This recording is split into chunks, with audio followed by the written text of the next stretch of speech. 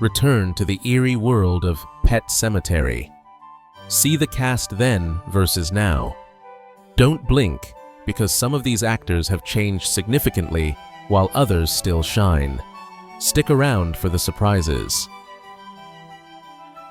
Dale Midkiff anchored the film as the grieving Louis Creed, having just exploded onto the scene as Elvis Presley in the biopic Elvis and Me. Despite the film's grim tone, he became a romance novel cover staple and later led the 90s sci-fi series Time Tracks.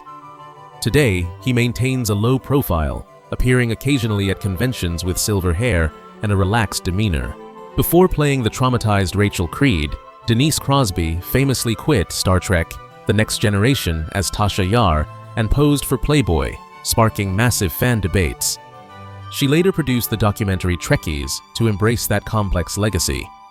Currently, she remains a genre staple, recurring in The Walking Dead and actively meeting fans on the convention circuit. Fred Gwynne brought gravitas as Judd Crandall, shedding the bolts of his iconic Herman Munster persona for a thick Maine accent. Although critics initially typecast him, this role proved his dramatic range, delivering the film's most quoted lines about the burial ground. Sadly, this gentle giant passed away from pancreatic cancer in 1993. Miko Hughes terrified audiences as the demonic toddler Gage, a role he landed before starring in Kindergarten Cop.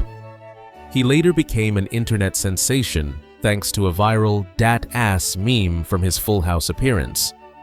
Now, he has stepped behind the camera as a writer and director, while embracing his horror roots as a convention favorite. Blaise Burdall screamed her way into our hearts as Ellie Creed before becoming a 90s icon as Lenny in the PBS hit Ghostwriter. Instead of chasing Hollywood spotlights, she pivoted entirely to audio work. Today, she is a prolific voiceover artist, heard in commercials for major brands like Chevy and Swiffer, letting her voice do the acting. Brad Greenquist haunted Louis as the benevolent ghost Victor Pascow, enduring hours of gruesome head wound makeup daily. He leveraged that creepy charisma to play memorable villains in Buffy the Vampire Slayer and Star Trek. Currently, he runs a successful acting workshop in Los Angeles, teaching the next generation how to die on camera convincingly. Andrew Hubatsek delivered the film's most frightening performance as the spinal meningitis-stricken sister, Zelda. Director Mary Lambert specifically cast a man to achieve that terrifying, gaunt bone structure without CGI.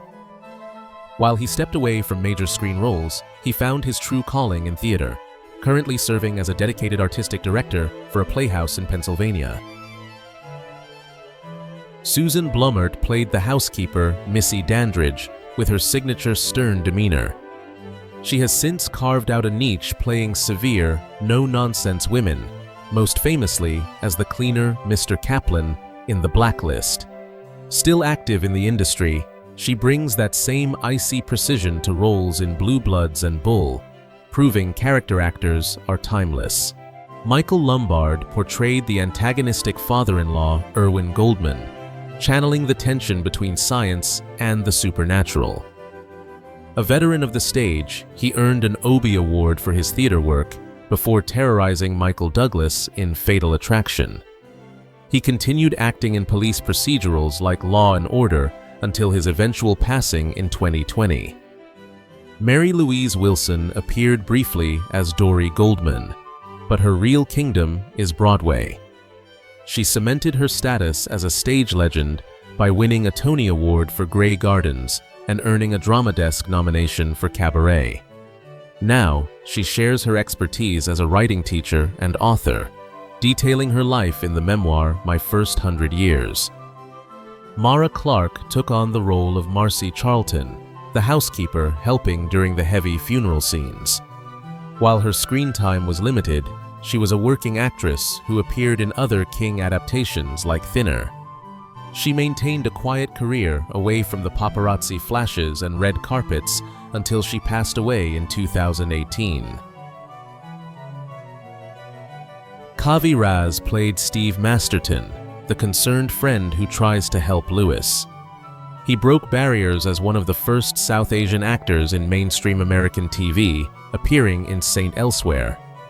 He has since transitioned to a powerhouse behind the scenes, writing and directing internationally acclaimed films that bridge Hollywood and Bollywood markets. Chuck Courtney played the grief-stricken Bill Baderman, bringing authentic physicality to the role thanks to his background as a seasoned stuntman and cowboy. He was a protege of the legendary Lone Ranger, John Hart, in his youth. Tragically, after a lifetime of daring stunts and Western roles, he died by suicide in 2000. Peter Stater played the reanimated, foul-mouthed Timmy Baderman, utilizing heavy prosthetics to achieve the zombie look. Rather than pursuing dramatic acting, he embraced the physical danger of the set. Today, he is a top-tier stunt coordinator and second-unit director, orchestrating chaos for blockbusters like Review and major action TV series. Lisa Stathopoulos appeared as Judd's wife, Norma, whose death sets off the tragic chain of events. A Maine local, she was deeply involved in the regional theater community rather than chasing Los Angeles fame. She has since focused on playwriting and acting within the New England art scene, keeping a respectful distance from the mainstream spotlight.